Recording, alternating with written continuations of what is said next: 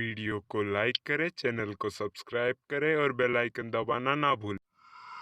गांव के सभी लोग सरपंच के पास खड़े होते हैं क्योंकि गांव के सभी बच्चे गायब हो चुके होते हैं। उनमें से बस एक ही बच्चा बचा होता है। वहीं पर एक सरिता नाम की औरत खड़ी होती है। तभी वो औरत उस सरपंच से बोलती है, अरे सरपंच जी, ये हमारे गांव में क्या हो रहा है? हमारे गांव के सभी बच्चे धीरे धीरे करके गायब हो रहे हैं और मेरी बेटी चिंटी भी गायब हो चुकी है। वो काफ़ी टाइम से नहीं मिल रही है। वो रात के टाइम बाहर खेलने गई थी और फिर वापस मिली ही नहीं। वो बाहर कहीं पर गायब हो गई। कौन सा चोर है जो बच्चों को चुरा के ले जा रहा है?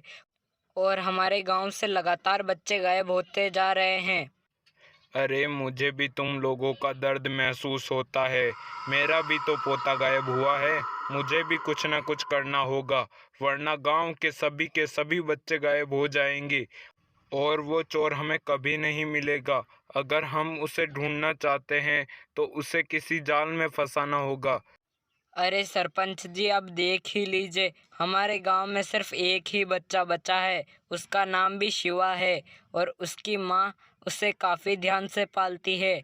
अगर हमने उसे भी नहीं बचाया तो वो आखिरी बच्चा भी हमारे हाथों से चला जाएगा।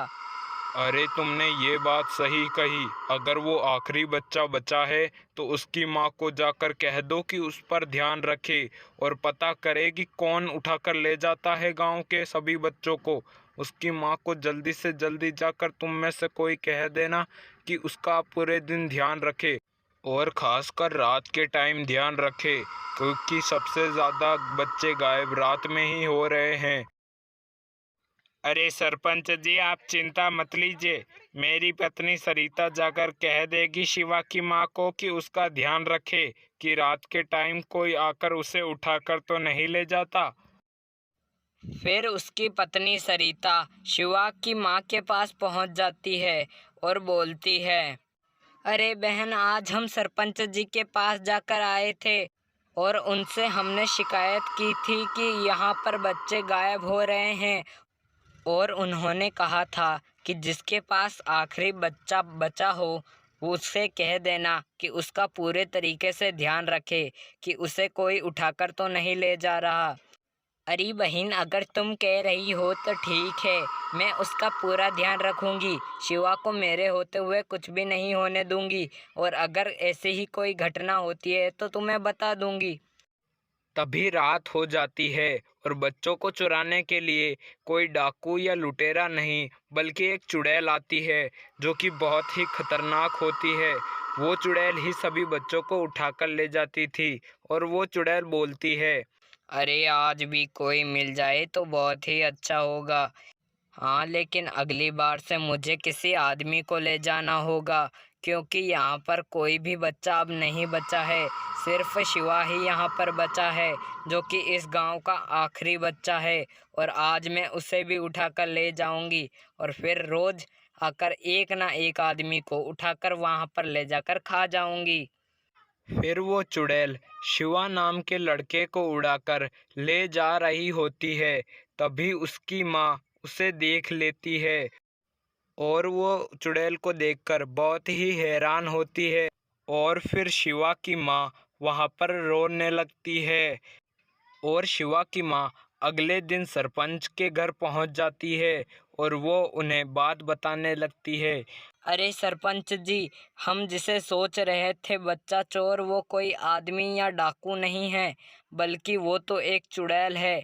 कल रात एक चुड़ैल आई और शिवा को उसके बिस्तर से उड़ाकर ले गई। अब पता नहीं उस बच्चे के साथ क्या होगा और मेरे बच्चे को वो चुड़ैल मार देगी। आप कृपया करके कोई ना कोई उपाय निकालिए जल्दी। अरे तुम चिंता मत लो बहन, मैं तुम्हारे शिवा को तो नहीं बचा पाया, लेकिन अब यहाँ पर किसी की मौत नहीं होगी। अब मैं किसी तांत्रिक के पास जाता हूँ और फिर उस तांत्रिक को कहकर उस चुड़ैल को मरवा दूंगा।